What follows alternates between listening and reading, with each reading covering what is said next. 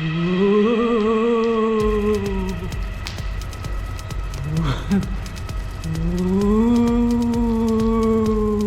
be scared.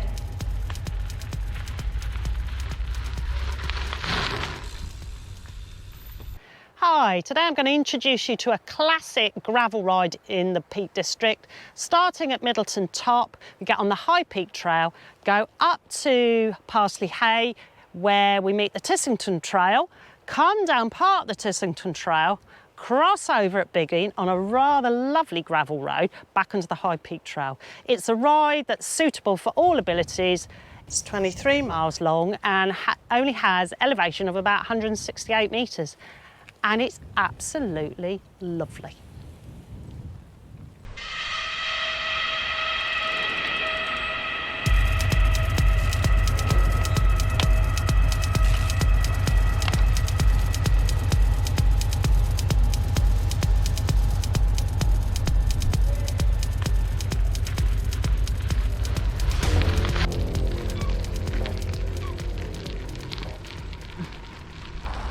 This is the only bit of up on this ride today. It's actually called Hopton Incline. So all we've got to do is get up to this bit and then we'll be on the flat. Morning. Yeah. Right, well that gets the hill out of the way. And now we're up at Tissington pastures where we've got some rather nice wind turbines. Right, we're just about to get to a temporary bridge, and it's temporary because last year a lorry hit the rather nice narrow bridge underneath. Can you believe it? I'm just glad I wasn't on the top. But we now have this rather nice feature of this mounting block, because actually what's supposed to happen is that if you ride a horse over, you have to get off first. But I actually thought this was quite amusing.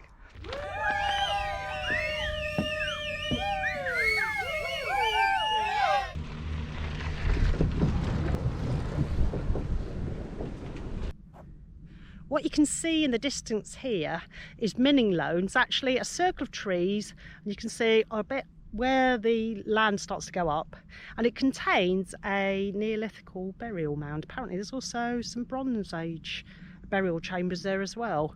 And this is really the heart of the White Peak here, and you can see why it's called the White Peak just looking round, because of the evidence of lots and lots of limestone walls which have been built with local stone.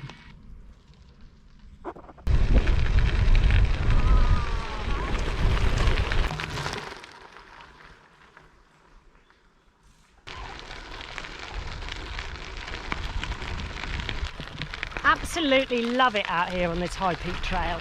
But I think one of the things that happens is, you know, when you live near somewhere, you tend not to appreciate how beautiful it is. So it's only now sort of coming out and thinking about telling other people about it and what it's like. I realise actually how beautiful and stunning it actually is. Not only is it beautiful country and easy riding, the navigation on all this is dead simple, there's also lots of industrial archaeology as well on the way, you know, if you're interested in that sort of thing, and lots and lots of remnants of the quarrying of lime, old lime kilns around by Middleton, which were used to produce quicklime, which I think was used for in agriculture and building. And you can see all that there, so there's lots of little highlights on the way, lots of interesting things to see. So it can be a really, really easy going ride if that's what you're into. Oh, you can come when it's not quite so busy, like a lot of local people do, and I know I certainly do, and come maybe to use it at some intervals rather than do them on the turbo.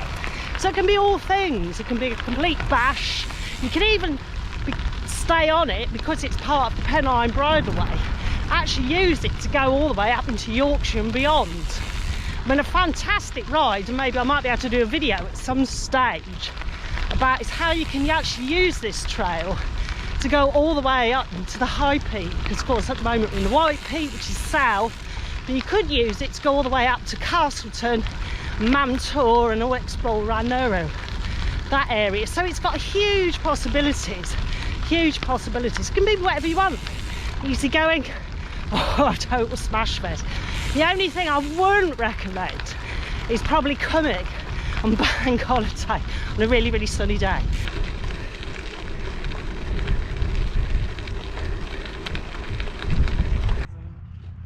Right, this is Parsley Hay. It's just on from that junction I just showed you earlier on. You can get tea, coffee, drinks, food, whatever here. There's toilets here, you can top up with water. There's even a little shop where you can get just sort of basic repairs. And I think they've also got things, sort of a few treats and snacks and books about the Peak District and all that sort of stuff. So, quite a good place if you want to get refuel. And it's rather nice, has a beautiful view here as well, which I'll show you in a minute.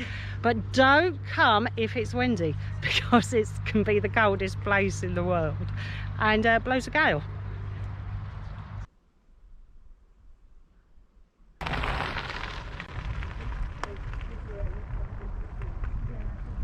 Going down to the Tissington Trail, down past a place called Hartington, which we'll recognise because it's got a big signal box with Hartington Rub on the front. And then we come down to a little place called Biggin, where we turn off onto a rather nice gravel road that crosses back over to the High Peak Trail.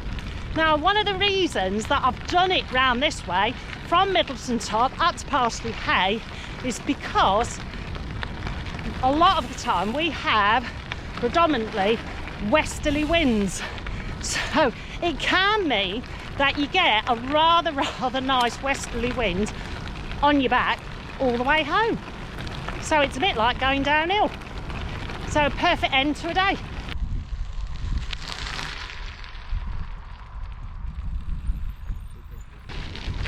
Thank you.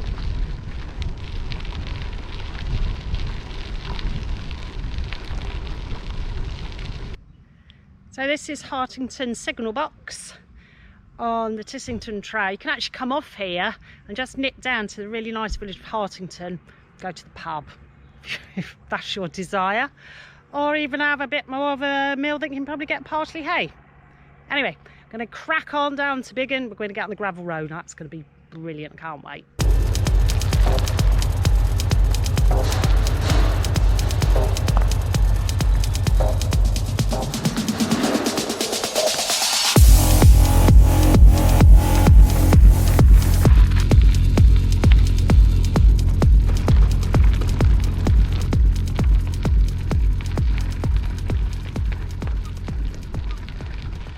You can see now in front of you is actually the embankment of the High Peak Trail. So it's perched up there on the top, and actually we're really close to Middleton where that burial mound is as well. So how special is that? Just finished this fantastic ride, which is the first of a series of rides which are going to be videoed that I plan to do. Today's ride I'd grade as a green route, not particularly technical, and I say that only because most of it's on dead simple disused railway line, but then there is quite a nice interesting gravel road that crosses over, and I'll talk to you about that in a moment. So went all the way up to the junction with the Tissington Trail, came back down, and then crossed over on that gravel road.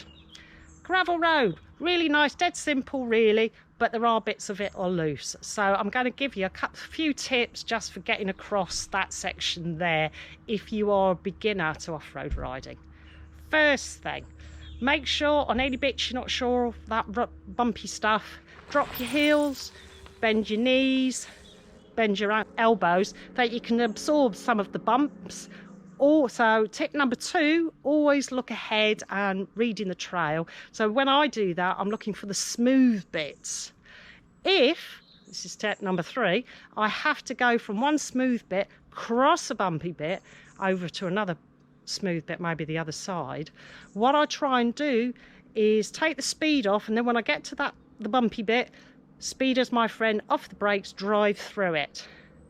Tip number 4, if it gets very loose and feels really sketchy, sometimes get your weight back over that back wheel, and that might mean getting your backside down on that saddle so it digs the tyre back in. Tip number 5 for today's ride, well, I've used a couple of bottles of water, to be honest. I've been out quite a long time, but obviously I've been filming. Try not to be dependent on the cafe stops. Always make sure that, yeah, you can use those, but you are your own boss and you've got everything you need. Not really a tip, but just a recommendation. Really enjoy it because this ride is so typical of limestone scenery in this area. And for me, I do, and I forget all about how beautiful it is. And it's only when I've come to think about things I might say in this video that I thought, wow, actually, Phelan, this is really good. And you are really lucky. It's a ride that, remember, that can be done fast or slow, whatever you fancy. It's a brilliant introduction to gravel riding in this area. If you've enjoyed this video, give it a big thumbs up, share it with your friends and consider subscribing.